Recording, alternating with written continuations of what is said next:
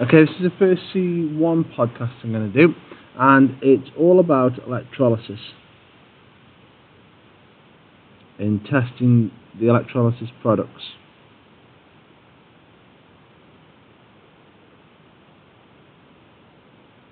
Okay, first thing before we proceed is finding out what the hell electrolysis means.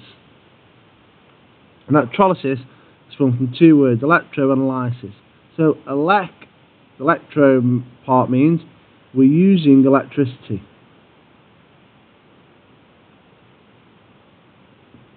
What we're using electricity for? We're using it to decompose compounds. Basically break down compounds. The two compounds you need to know about how to break down are HCl and H2O, hydrochloric acid and water. So let's take hydrochloric acid first, and you'll get a drawing very similar to this in your exam paper.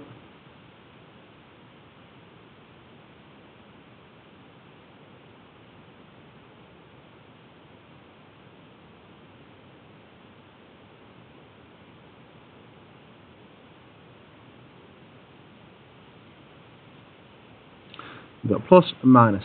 So basically, you can put things in this solution and get them to split up using this electric current that's going through.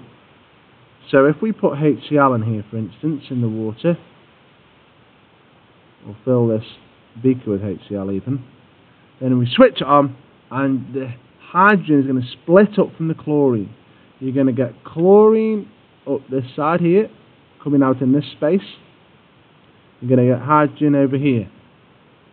So then, you need to think, well, how do I know I've got hydrogen? How do I know I've got chlorine? This is where the different tests come in. So, hydrogen. The test for hydrogen is a lit splint goes squeaky pop. Beep. Just like that. If you put a lit splint into this test tube here, take the test tube out, turn it over, put a lit splint there, it will go squeaky pop. Okay. Now we also need to know the property of hydrogen, and basically it's explosive. Right then, chlorine.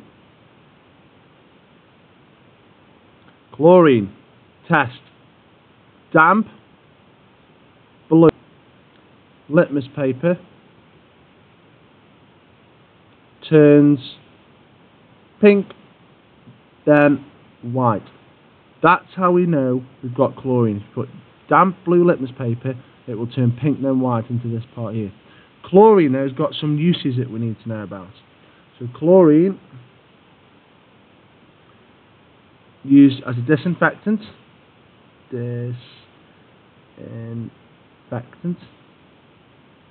As you know from swimming pools, that's why it's in swimming pools, to kill all the bacteria, stop spreading disease from the horrible people that get in there.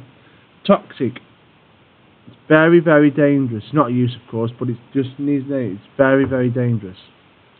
And also, it makes PVC, which is a type of plastic. Now, there's an extra bit here. So if you're handling chlorine or doing a practical chlorine, they might ask you what circumstances would you have to do it in. Well, you need to be well ventilated. Doors open, windows open. Why? Because it's extremely toxic. You also make sure no inhalation. If you don't, it will damage your lungs. So that's electrolysis of hydrochloric acid, what we make, how we know we've got it, and then a use of chlorine. So we need to know about one more type of electrolysis, and that is of water. So this time, we're doing this diagram again, but I'm not going to draw it all out, but we're going to get, if you start with H2O, and you guessed it, you get hydrogen at one end and oxygen at the other end. Now we already know how to test for hydrogen because we've done it over here. But test for oxygen, a glowing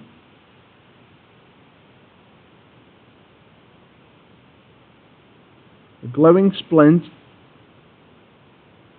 reignites if oxygen is present.